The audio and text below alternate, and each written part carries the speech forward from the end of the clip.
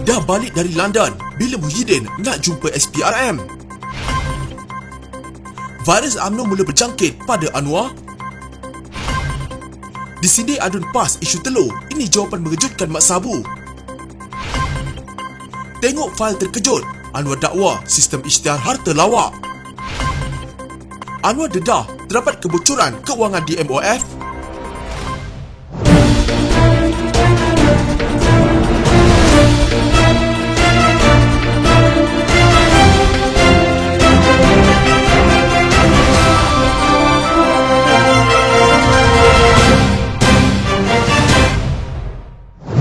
Ketua Penerangan UMNO Isham Jalil secara sinis bertanya bila Presiden Bersatu Muhyiddin Yassin ingin bertemu Suruhanjaya Pencegahan Rasuah Malaysia SPRM. Isham berkata rakyat ingin mengetahui tentang dakwaan penyelewengan dana kerajaan sebanyak 92.5 bilion ringgit semasa darurat COVID-19 ketika negara dipimpin ahli Parlimen Pagu itu. Saya ingin tanya Muhyiddin, alang-alang sudah balik ke Malaysia setelah berminggu-minggu di London, bila mahu berjumpa SPRM pula? Soalnya, sebelum ini Isham sudah melontarkan pertanyaan di mana Muhyiddin selepas dikatakan bercuti di luar negara. Sebelum itu itulah gambar mirip bekas Perdana Menteri ke-8 yang dikatakan bercuti di London. Percutian itu dikaitkan dengan langkah London yang dikatakan merancang usaha untuk menggulingkan kerajaan pimpinan Perdana Menteri Anwar Ibrahim. Beberapa pemimpin UMNO yang dikaitkan dengan perkara itu seperti Mazhir Khalid dan bekas Perdana Menteri Ismail Sabri Yaakob menafikan tuduhan itu. Muhyiddin menafikan dakwaan menyeleweng dana 92.5 bilion ringgit dan menyifatkannya sebagai pembohongan maha dahsyat. Awal bulan ini, Ketua Pesuruhjaya SPRM Azam Baki mengesahkan penahanan seorang lelaki berusia 42 tahun berhubung dakwaan penyelewengan 92.5 bilion ringgit yang diperuntukkan untuk pakej rangsangan COVID-19 sewaktu pentadbiran terdahulu. SPRM menahan Ketua Pegawai Eksekutif sebuah syarikat swasta kerana didakwa menjadi orang tengah dalam pengagihan projek kerajaan bawah pakej rangsangan ekonomi antara 2020 dan 2022. Seorang ahli Parlimen PKR menyifatkan Barisan Nasional dan UMNO yang terdiri daripada kelompok kes jenayah rasuah dan pecah amanah sebagai virus. Hassan Abdul Karim yang merupakan ahli Parlimen Pasir Gudang berkata virus berkenaan sedang menjangkiti Perdana Menteri Datuk Seri Anwar Ibrahim, Parti Keadilan Rakyat dan Pakatan Harapan. Tiada vaksin untuk menawar racun toksik ini. Jalan kesudahannya mungkin maut dan mati, kata Hassan dalam kenyataan. Menurut Hassan, beliau bersimpati terhadap Anwar kerana Perdana Menteri itu ketika ini berada dalam dilema berikutan melantik Presiden UMNO Datuk Seri Ahmad Zaid Hamidi sebagai timbalan beliau. Katanya rakyat yang celik ilmu pengetahuan akan mempersoalkan bagaimana kerajaan boleh dihormati jika timbalan Perdana Menteri 1 atau TPM1 merupakan individu yang sedang dibicarakan di mahkamah atas berpuluh tuduhan jenayah rasuah dan pecah amanah. Berpuluh tahun majoriti rakyat mimpikan Anwar Ibrahim menjadi Perdana Menteri, termasuklah penulis kerdial ini. Tetapi realiti yang wujud di siang hari bukannya mimpi indah itu tadi. Realitinya berbeza sama sekali. Inilah dilema Anwar. Tolak kerjasama dengan Barisan Nasional UMNO yang dipimpin oleh TPM1 berarti kerajaan Anwar Ibrahim tumbang, Anwar hilang jawatan, Pakatan Harapan hilang kerajaan, ramai yang meroyan. Meneruskan kerajaan yang ada sekarang dengan sokongan TPM1 dari kluster mahkamah sudah pasti menjejaskan imej Anwar, mencobotkan wajah Parti Keadilan Rakyat dan mencemarkan prinsip Pakatan Harapan yang ingin membawa agenda reformasi institusi, katanya. Dalam perkongsian di bidang sosial, Hassan memberikan dua senario hipotetikal yang kedua-duanya memberi impak negatif terhadap Anwar. Senario pertama, sekiranya mahkamah memutuskan TPM1 tidak bersalah dan dilepaskan serta dibebaskan dari berpuluh tuduhan jenayah yang dihadapinya. Penulis percaya sudah pasti akan wujud keadaan di mana setengah rakyat akan cepat menuding jari dan menuduh Perdana Menteri Anwar Ibrahim telah campur tangan dalam keputusan mahkamah itu. Walhal keadaannya sebenarnya mungkin Anwar Ibrahim tidak bersalah kerana beliau tidak campur tangan urusan mahkamah seperti janji tegasnya selama ini yang mahu sistem mahkamah berfungsi dengan bebas. Fitnah ke atas Perdana Menteri akan terus berlaku, katanya. Senario kedua pula, TPM1 didapati tidak bersalah dan dilepaskan. Dalam berhadapan dengan senario ini, persoalan yang ditimbulkan sama ada pendakwa raya akan memfailkan rayuan ke Mahkamah Rayuan. Tidak wujudkah konflik of interest di pihak kerajaan sama ada hendak membuat rayuan atau tidak membuat rayuan? Ini satu lagi dilema Anwar Ibrahim. Jika pendakwa raya yang juga peguam negara tidak membuat rayuan, sebagai contoh andaian, maka yang menjadi mangsa fitnah tetap Perdana Menteri Anwar Ibrahim. Presiden Parti Keadilan dan pengerusi Pakatan Harapan itu akan dituduh cuba menyelamatkan TPM1.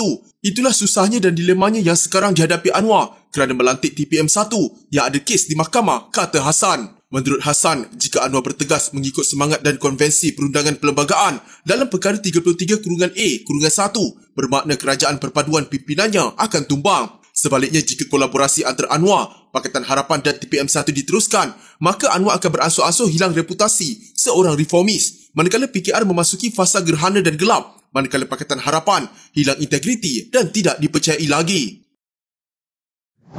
Menteri Pertanian dan Keterjaminan Makanan MAFS Mohamed Sabu berkata dia sendiri mengarahkan Lembaga Pemasaran Pertanian Persekutuan atau Fama Terengganu supaya menghantar bekalan telur ayam ke negeri itu bagi memastikan bekalannya mencukupi. Mohamed berkata demikian sebagai reaksi terhadap kenyataan Adun Jabi Dr. Azman Ibrahim yang mengatakan Fama membawa masuk 340,000 telur ayam dari negeri lain. Malah Azman juga menyedir Mohamed dengan mengatakan telur ayam berkenaan adalah telur tempatan dan bukan dari India. Untuk pengetahuan YB yang mengarahkan Fama menghantar bekalan ke negeri Terengganu sejak bulan lepas hingga sekarang adalah Menteri MAFS, jawab Mohamed dalam hantaran di Facebook. Terdahulu Azman dalam hantaran di Facebook 2 hari lepas berkata, Fama Terengganu membawa masuk lebih 340,000 telur ayam bagi mengatasi isu kekurangan bekalan. Sebagai langkah jangka pendek dan penyelesaian sementara, bermula dari pertengahan Disember 2022, Fama Terengganu telah membawa masuk lebih 340,000 bekalan telur dari negeri lain ke Terengganu sebagai langkah bagi mengatasi isu kekurangan bekalan. Ini adalah telur tempatan dan bukan dari Tamil Nadu, sindirnya. Sementara itu, Mohamed dilapor berkata, keputusan mengimport telur dari India hanyalah langkah sementara untuk menampung permintaan sehingga bekalan di pasaran tempatan kembali stabil. Dia berkata langkah itu diambil kerana pengeluar tempatan tidak mampu menampung permintaan yang menyaksikan kekurangan bekalan ketara di pasaran. Sebelum ini, keputusan MAFS mengimport telur dari India mendapat kritikan sesetengah pihak. Antaranya Presiden MCA, Wee Ka Siong yang mengatakan adalah lebih baik kementerian itu mengutamakan penternak tempatan dengan menaikkan harga telur tempatan sama seperti harga telur yang diimport dari India. And now when we look at the figures and the file, it's shocking. Nobody actually, most people don't actually tell the truth. Perdana Menteri Anwar Ibrahim memaklumkan Suruhanjaya Pencegahan Rasuah Malaysia SPRM sedang memperhalusi sistem pengisytiharan harta untuk pegawai tertinggi kerajaan. Bercakap kepada pemberita di Putrajaya, Anwar menyifatkan sistem isytihar harta sebelum ini sebagai lawak dan tidak menggambarkan kekayaan sebenar mereka yang berbuat demikian. Anda puas hati, rakyat puas hati, masyarakat awam puas hati, tetapi ia sebenarnya tidak menggambarkan kekayaan sebenar. Biarlah kita melalui proses itu semula supaya apa sahaja yang mereka buat lebih bertanggungjawab dan telus, bukannya gimik politik, kata Anwar. Anwar berkata demikian ketika ditanya sama ada dia telah menerima pengisytiharan harta daripada anggota kabinet dan jika ya, apakah ia akan didedahkan kepada umum. Pakatan Harapan sebelum ini berjanji semua ahli parlimen, pejabat awam kanan, pengerusi GLC serta semua pasangan dan ahli keluarga terdekat mereka yang berumur 18 tahun ke atas perlu mengisytiharkan harta mereka. Gabungan itu bagaimanapun tidak menjelaskan sama ada pengisytiharan harta perlu didedahkan kepada umum atau tidak. Setengah calon PKR mengisytiharkan harta mereka sebelum pilihan raya pada 19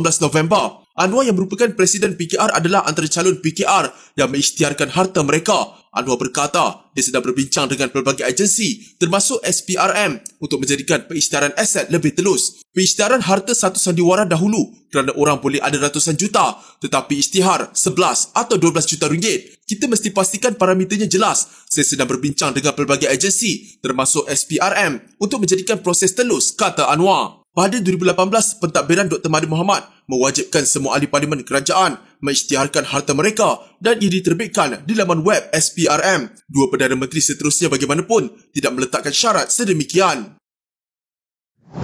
Perdana Menteri Datuk Seri Anwar Ibrahim mengenal pasti kebocoran keuangan antara RM3 bilion hingga RM4 bilion sejak 2 bulan beliau berada di Kementerian Keuangan. Dalam masa sama, beliau yang juga Menteri Keuangan berkata kerajaan boleh menjimatkan sehingga RM10 bilion daripada kebocoran seumpama itu jika ada kerjasama terutama dari kementerian penting itu. Kita mengalami kebocoran yang tinggi. Dalam 2 bulan saya di Kementerian Keuangan, saya boleh kenal pasti antara RM3 bilion ke RM4 bilion boleh diselamatkan yang bocor kepada parti dan tokoh politik. Kalau kita boleh kerjasama, terutama di MOF, mungkin kita boleh jimatkan sehingga RM10 bilion daripada kebocoran daripada terus berlaku dalam sistem negara kita. Kita mesti yakinkan pelabur domestik dan luar negara, katanya semasa berucap pada Majlis Dialog Belanjawan 2023. Dalam pada itu menjelang pembentangan bajet 2023, Anwar berkata dasar kerajaan harus lebih tertumpu untuk mengupayakan industri kecil dan sederhana IKS. Yang berikutan katanya, industri itu mempunyai potensi besar selain melibatkan jumlah pekerja yang ramai.